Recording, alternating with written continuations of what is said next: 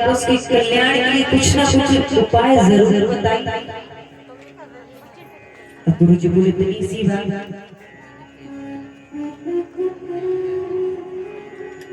गुरु जी उस व्यक्ति के पास आकर बोले कि आज मैं तुम्हारे मुख से एक बार राम का नाम सुनना चाहता हूँ। एक बार मैं तुम्हारे मुख से राम का नाम सुनना चाहता हूँ। अब वो व्यक्ति बोले चाहे जो पर मेरे मुख से नाम कभी नहीं आए। तो गुरु जी बोले आज मैं तुम्हारे मुख से राम का नाम निकलवा रहा हूँ।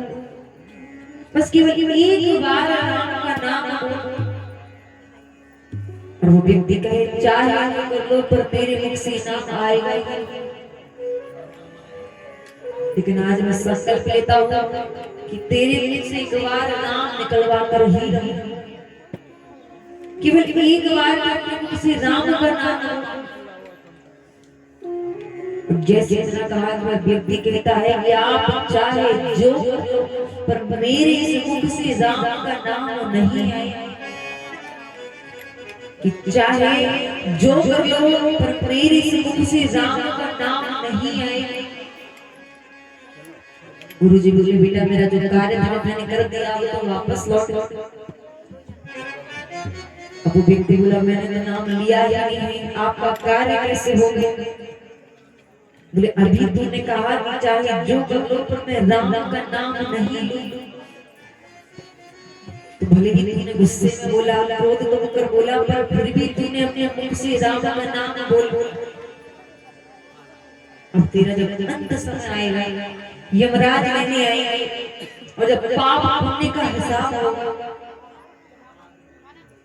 तो जब तेरे पाप पुण्य का हिसाब होगा तो वहां पर तो पूछ प्रश्न करना कि एक बार राम बोलने का फल क्या होता है। जब तेरे पाप पुण्य का हिसाब होगा तो जाकर पूछना कि एक बार राम बोलने का फल क्या होता है। व्यक्ति का अंत समय आया, यमराज लेने आया। जब पाप पुण्य का हिसाब हुआ तो व्यक्ति के पाप ज्यादा निकले, पुण्य तो एक ही नहीं थी। यमराज कहने लगे महाराज बताओ इसके साथ क्या करना चाहिए। पुलिस ने तो पाप की बुरे करके इसको नरकलोक में भेज दो। अब व्यक्ति बोला मुझे नरकलोक में तो भेज दो। तुरंत गुरु जी की बात याद आई तो कहने लगा नरकलोक में तो भेज दो पर एक बार राम बोलने का मुझे फल बताइए। एक बार राम बोलने का फल बताइए। अब यमराज बोला एक बार राम बोलने का फल क्या हो? एक बार राम बोलने का फल क्या हो? बोले मैं नरकलोक में जाने को तैयार हूँ, मैं सदा भोगने को तैयार हूँ, पर मुझे तो एक बार राम बोलने का फल जानना है। बोले वो ना हो, एक बार राम बोलने का परिणाम ब्रह्मा जी को जरूर बताओ।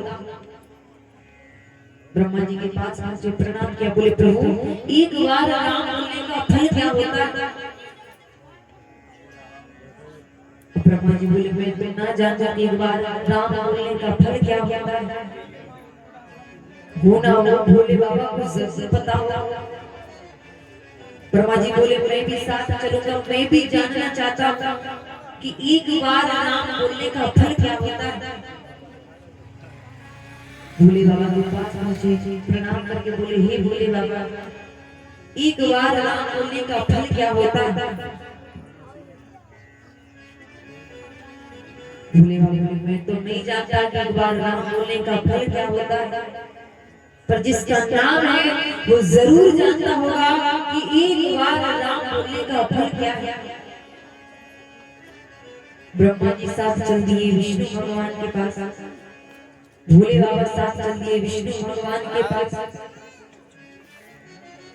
भगवान के पास जाकर पहुंचे, बोले प्रभु गलती से इस व्यक्ति ने एक बार अपने मुख से राम बोला और अब यहाँ पर आकर के पूछता है एक बार राम बोलने का मुझे फल चाहिए।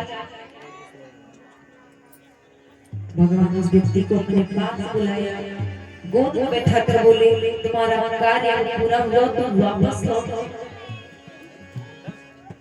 यमराज बोले मुझे समझ नहीं आया प्रभु आप कहना क्या चाहते हैं। आपने ये तो बताया ही नहीं कि एक बार राम बोलने का फल क्या होता है।